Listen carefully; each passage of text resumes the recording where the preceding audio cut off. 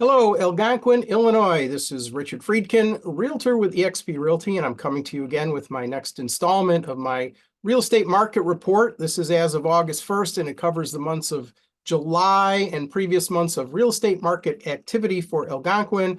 And it gives you a spreadsheet to show you what's going on right now with the market in Algonquin. Little late recording this. It's around the 15th of August.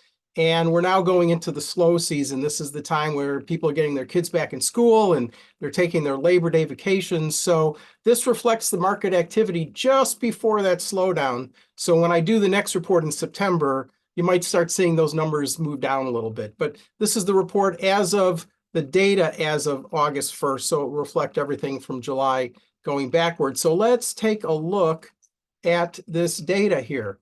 For the month of July, we had 63 homes that were currently active on the market, not yet sold, which was an increase from the previous month of 44. We had 48 homes that were under contract, which had dropped from 56 and it dropped from 65. So it was showing you a little bit of slowing down on homes that are selling, getting under contract. 53 sold and closed, stayed the same as the previous month.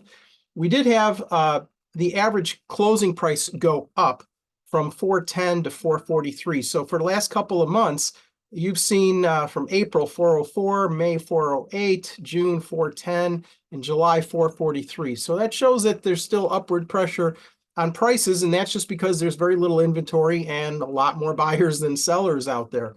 The average list price, though, for July did drop a little bit to 432. So, we've been kind of moving up, moving down. Wouldn't really take much credence in that. That's not a huge drop. Went from 434 to 436, 452, and then back down to 432. Wouldn't worry about that unless we see a bigger trend starting to move forward in the coming months. We had 22 was the average days to contract for the homes that went under contract, and 58 days is the average days on market for the homes that are currently for sale and have not yet sold. That did drop down a little bit from the previous month. So, the market is still strong. There are still more buyers than sellers. And here's the other cool thing. Let's take a look at mortgage rates. So if you look at this, back in October, rates were hovering 7.75%. I mean, they were really up there. Hadn't seen rates like that for many, many years. And then in January, they dropped, and then they kind of ticked up a little bit through May. And now we're seeing a nice decrease in rates. So right now, the average 30-year fixed rate, according to Freddie Mac, as of August 8th, was 6.47%. So that is going to bode well for the market. And usually what happens is in between this back to school and Labor Day market where people are taking vacations, the real estate market slows down.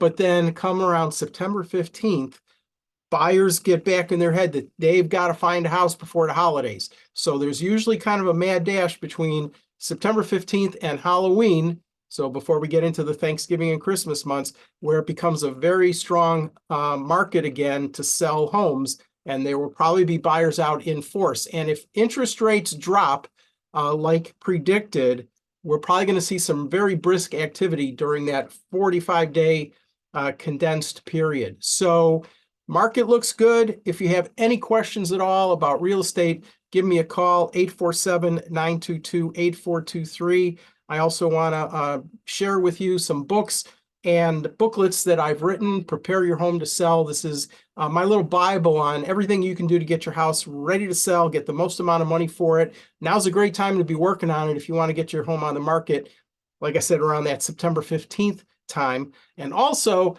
don't know if you've heard about the buzz about the new laws that are going into effect on August 17th about realtor commissions and how that may affect you and home sales and buyers especially.